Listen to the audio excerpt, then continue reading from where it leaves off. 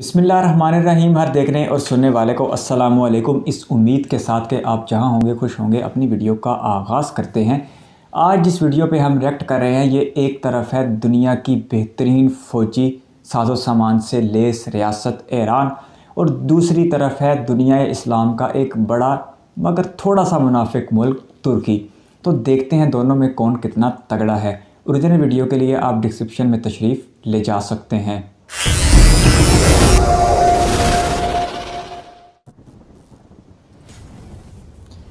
DC defence capsule direct current भी बनता है वैसे तो।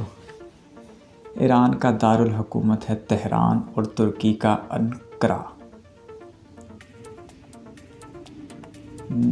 नक्शे दोनों के ज़बरदस्त हैं। एरिया 16 लाख ईरान और 7.5 लाख से ज़्यादा तुर्की। आबादी की बात की जाए तो बराबर ज़बरदस्त, ये चीज़ तकरीबन बराबर है कि एक अच्छा इत्तेफाक है। जीडीपी 682 अरब डॉलर ईरान और 832 अरब डॉलर तुर्की। तुर्की की मीशत बड़ी है ईरान से। मिलिट्री रैंक में 14वें नंबर पर ईरान और 11वें नंबर पर तुर्की। तुर्की का मिलिट्री रैंक ईरान से बेहतर है लगता है नहीं है, लेकिन चलो आगे देखते हैं। डिफेंस बजट 14 अरब डॉलर ईरान और 20 अरब डॉलर तुर्की। तुर्की ने अपनी फ़ौज नेटो के लिए भी थोड़ी बहुत सप्लाई करनी होती है ना। न्यूक्लियर वेपन तो शायद दोनों के पास ना हो, ऐसा ही है। न्यूक्लियर वेपन में तो मुस्लिम ममालिक में एक पाकिस्तान ही है अभी तक, और आइंदा जब भी हुआ ईरान ही होगा। मिलिट्री 19 लाख से ज़्यादा ईरान और 7,35,000 तुर्की। फिर रैंकिंग कैसे इनकी बेहतर हो गई। एक्टिव 5.25 लाख ईरान और 3.5 लाख के करीब तुर्की। चले देखते हैं। रिजर्व में है 3.5 लाख ईरान के पास और 3,80,000 तुर्की के पास। रिजर्व तो ज़्यादा है तुर्की के पास। टैंकों की बात की जाए तो कम्पैक्ट टैंक है 3700 ईरान और 3,000 के करीब तुर्की। AFV 8500 ईरान और 11,000 से ज़्यादा, तकरीबन 12,000 के करीब तुर्की। MRAP इसमें तो बहुत फ़र्क है। ईरान के पास सिर्फ 610 और उनके पास 2,000 से भी ज़्यादा। ये कैरियर हैं जी, ईरान के पास ज़्यादा है 5800। आल्ट्री 2800 ईरान और 3600 तुर्की।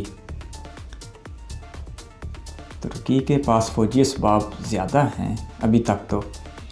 रॉकेट लॉन्चर ये ईरान ने काफ़ी इकट्ठे किए हुए हैं, 2,500 के करीब। अगला फेज़ है जी एयरफोर्स का। ईरानियन एयरफोर्स और टर्किश एयरफोर्स। फ़ज़ाई क़ुव्वत एयरक्राफ्ट 516 ईरान के पास और 1351 तुर्की के पास। पलड़ा तुर्की का भारी है इस मामले में। अटैक एयरक्राफ्ट ईरान के पास 23 और तुर्की के पास 206। नेटो के साथ शराकतदारी नज़र आ रही है। फाइटर जेट 161 ईरान और 296 तुर्की। ईरान ने जिस तरह पाबंदियों का सामना करते हुए ये इतना फ़ौजी मालो सबाब इकट्ठा किया, उस पर भी ईरान की तारीफ़ करनी चाहिए। अमेरिका जैसी सुपर पावर के साथ टक्कर लेके इतना कुछ इकट्ठा करना, अपनी मईशत की अच्छी खासी कुर्बानी दे के। ट्रेनर एयरक्राफ्ट भी तुर्की के पास ज़्यादा हैं, बल्कि बहुत ज़्यादा है ईरान की निस्बत। हेलीकॉप्टर भी ईरान के पास 99 और तुर्की के पास 600 से ज़्यादा। फिर अगर अमेरिका पाबंदियाँ लगाता है तो अमेरिका की वजह से पूरी यूरोपीय यूनियन पाबंदियाँ लगा देती है। अटैक हेलीकॉप्टर भी ईरान के पास 12, उनके पास 104। UAV ड्रोन है 50 ईरान और 284 तुर्की। यानी कि फ़ौजियों की तादाद कम है, लेकिन फ़ौजी मालो असबाब ज़्यादा है तुर्की के पास, इसलिए इसकी रैंकिंग 3 दर्जे बेहतर है। ट्रांसपोर्ट एयरक्राफ्ट 85 ईरान और 81 तुर्की। टैंकर जो हवा में ही फ्यूल भर देते हैं, ये तकरीबन बराबर हैं, 6 ईरान और 7 तुर्की।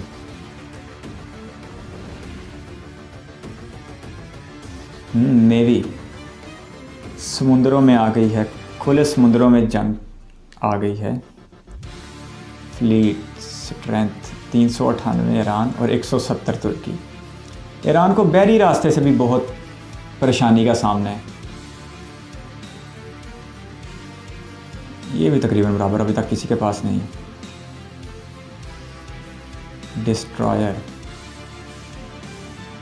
अब जैसी माशी बंदियाँ ईरान पे हैं वैसे तुर्की पे तो नहीं है, और अगर तुर्की पे लग गई तो तुर्की का भी भरकस निकल जाएगा। फिर ये आस्ता आस्ता तुर्की के पास भी कम होते जाएंगे। कॉर विक्ट्री 3 ईरान 10 तुर्की।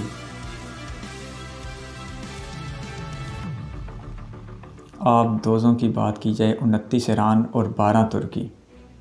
ईरान के पास आप दो से ज़्यादा हैं। बहरी क़ुव्वत में ईरान अच्छी खासी हैसियत रखता है।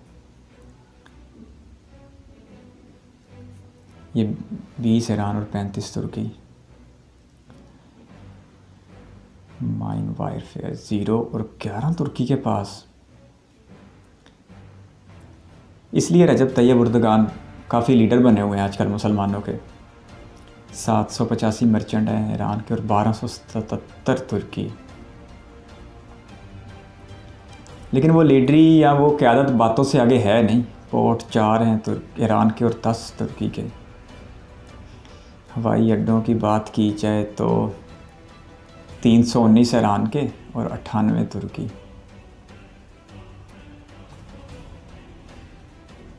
रोडवेज 1,72,000 किलोमीटर ईरान और 3.5 लाख किलोमीटर तुर्की।